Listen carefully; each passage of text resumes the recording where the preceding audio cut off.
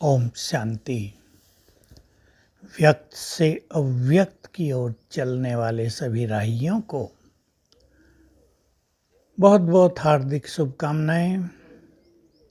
हम सभी अव्यक्त स्थिति को प्राप्त करने वाले हैं, करने की दृढ़ इच्छा हमारे मन में हो। कई लोगों को प्रश्न रहता है, ये अव्यक्त स्थिति है क्या?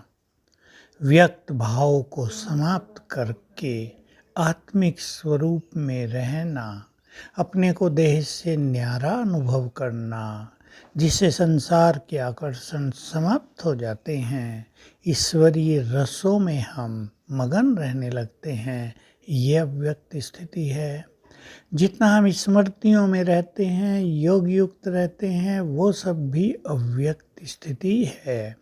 जितना हम स्वमान में रहते हैं, 5 स्वरूपों का अभ्यास करते हैं, फरिश्ते स्वरूप में रहते हैं, ये सब हमें अव्यक्त बनाने वाली चीज़ें ही तो हैं। हम कोई भी अभ्यास करें, हम अव्यक्त की ओर चलते ही रहेंगे।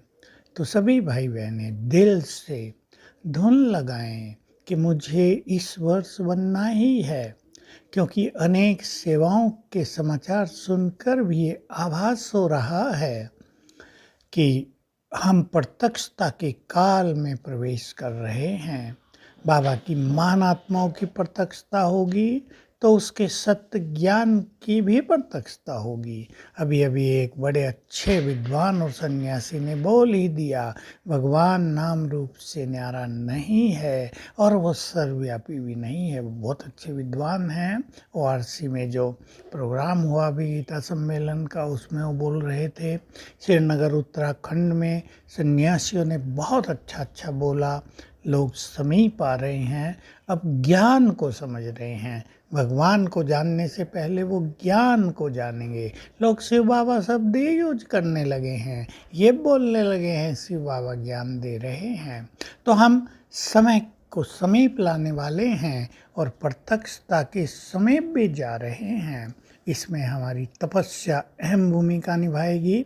जितने हम अव्यक्त बनेंगे, तपस्वी बनेंगे, इन सभी आत्माओं को बाबा के ज्ञान की प्रेरणा आती रहेगी, सत्य को स्वीकार करते रहेंगे और साक्षात्कार का पाठ भी प्रारंभ हो जाएगा।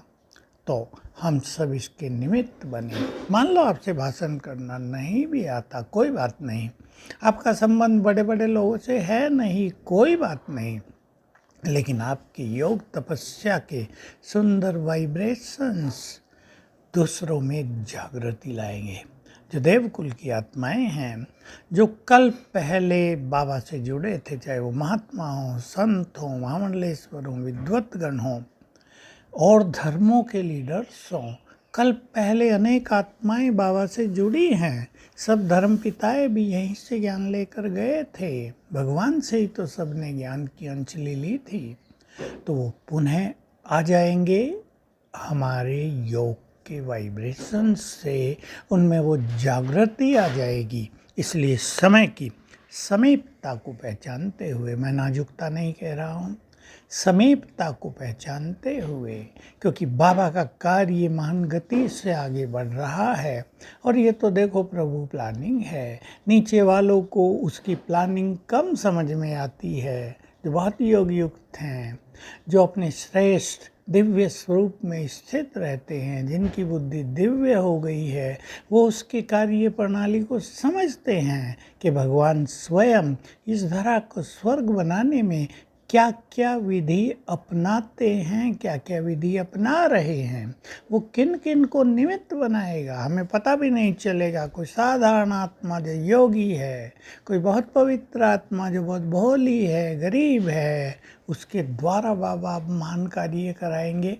इसलिए हम समय को पहचानते हुए अपनी स्थिति को महान बनाएं।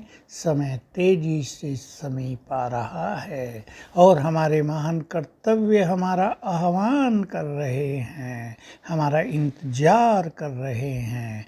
आप सब जानते हैं, योगी आत्माएं, बहुत पवित्र आत्माएं, महान आत्माएं ही अब संसार का कल्याण करेंगी। इसलिए इस महान कार्य में तत्पर हो जाएं तो अपना भी भला और बाबा का नाम भी रोशन होगा, अनेक आत्माओं का भी भला होगा। ओम शांति।